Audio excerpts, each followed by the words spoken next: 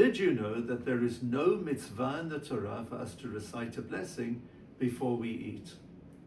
In Parshat Eikev, we are given the mitzvah of the Torah, which we're all familiar with. Ve'achalta v'savata uveirachta, and you shall eat, and you shall be satisfied, and you shall bless. So blessing is mentioned after we eat, and therefore there is a mitzvah to bench, to recite the grace after meals. The rabbis only later on came and said, if you're thanking God after you eat, how much more so should you thank Him before you eat?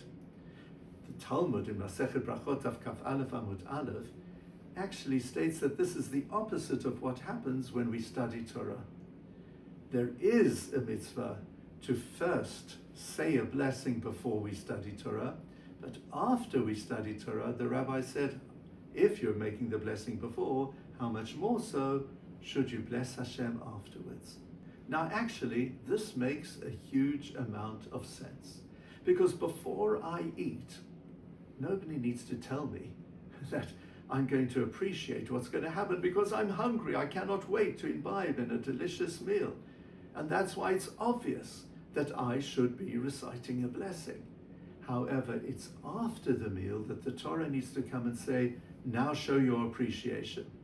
Now declare how thankful you are to God, because that might have skipped my mind. With regard to Torah study, it is after I study.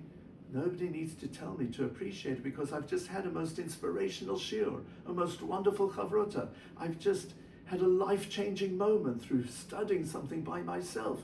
So it's obvious that I need to bless afterwards. However, Hashem needs to come along and tell me before I study, you should recite the blessing. And that's because sometimes we might lack a bit of motivation. We might not be in the mood. And therefore we need to be inspired to appreciate what's going to happen before it starts. It's in Parshat Eikev as well that the Torah tells us, Ki lo ala lechem levado yichya ha'adam. People do not only exist through bread alone. And the Torah continues, Ki al kol motzafi Hashem yichya. We live far more thanks to the words of Hashem. Having something to eat, engaging in material delights, that's absolutely terrific. But that's nothing close to the benefits and the amount of pleasure one can receive thanks to the spiritual delights that Hashem gives us in our world. Shabbat Shalom.